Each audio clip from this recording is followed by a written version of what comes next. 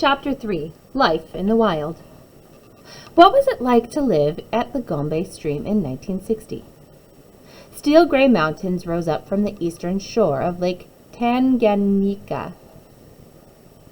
In the valleys between the slopes were forests. It was completely wild. There were no tourists, no safari groups with cameras, and no fancy lodges to stay in. Jane lived near the lake in a little clearing by a small stream. She was cut off from the rest of the world. Even the town of Gombe was an hour boat ride away. Who besides Jane lived at the campsite? In addition to a cook named Dominic, there was one very important person, Jane's mother, Van. Van stayed with Jane for the first 4 months at Gombe. Mother and daughter lived in the same old army tent together. It had 2 cots and a separate area for washing up. Mosquito netting covered the front of the tent. Their toilet was outside. It was a deep hole surrounded by a fence. Van was a middle-aged woman. Living like this was hard for Jane. It had to be twice as hard for Van. Yet officials in Africa had refused to let Jane go off alone to Gombe. They were worried about the safety of a young woman living alone. There was no way Van was going to let Jane pass up this chance to live with the chimps. Already past 50, Van packed up for Africa. It was easy to see where Jane's bravery came from. Having Van share those first 4 months meant so much to Jane. It was better than having a best friend along. In the evening, when she returned to camp, Van was there. They'd have dinner and chat. Van kept Jane company while she wrote up her notes from that day. At first, she wrote by hand on lined paper. Later, she got a portable typewriter. What did Van do all day while Jane was out exploring? Van set up a little clinic. She provided basic health care to the local families. She handed out aspirin and cleaned cuts. Sometimes she helped deliver babies. About once every 2 weeks, Jane and Van went by boat to Gombe. In town, they picked up mail and enough food and supplies to last until the next trip. They'd stock up on eggs, baked beans, and sausages.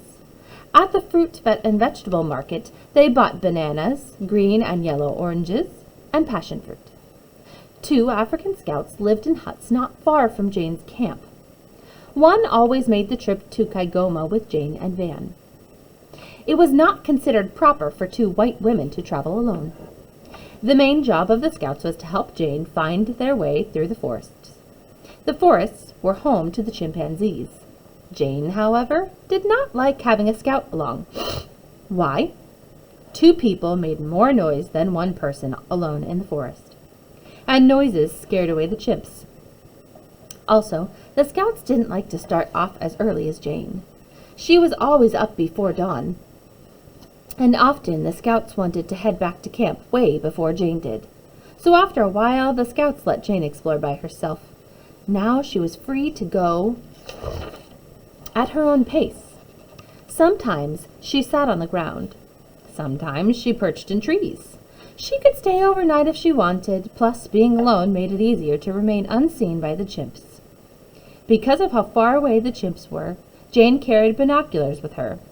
She took a tin box with her, too. It contained a sweater, a blanket, and some food, coffee, and a mug. Jane always wore her hair in a ponytail, and she wore it the same outfit every day, a tan shirt and tan shorts. Colorful clothes would make her stand out too much. She wanted to blend in with the background. Often, she had to crawl through tangled vines. She got bitten by flies and scratched by sharp grass. But nothing stopped her. Was Jane Goodall afraid of anything? Yes. She was scared of leopards. She knew the smell of leopards, and many times Jane caught their scent in the forest. One time she had to climb a tree to get away from a leopard. She was lucky. The leopard did not climb up after her. Instead, the leopard pooped on the rock where Jane had been sitting only a few minutes before. Jane couldn't always see chimps, so how did she know where to look? She knew the sounds that chimps make. Hearing certain cries tipped her off that chimps were in the area. Jane would pick out a spot and sit. She'd stay for hours, quietly waiting and watching. Some days she didn't see any chimps.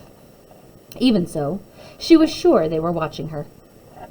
Other days she saw many. Sometimes a few large males would gather together. Sometimes she spotted a mother with her young. Sometimes she caught sight of bigger groups of males, females, and young chimps. The trouble was that the chimps were always so far off, and they were never doing anything very interesting. Jane hoped to spy on the chimps playing together, or watch a mother caring for a baby chimp.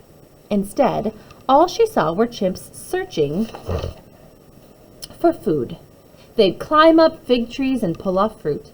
However, the minute Jane tried to move closer to them, the chimps would run away. How was she going to learn anything that mattered?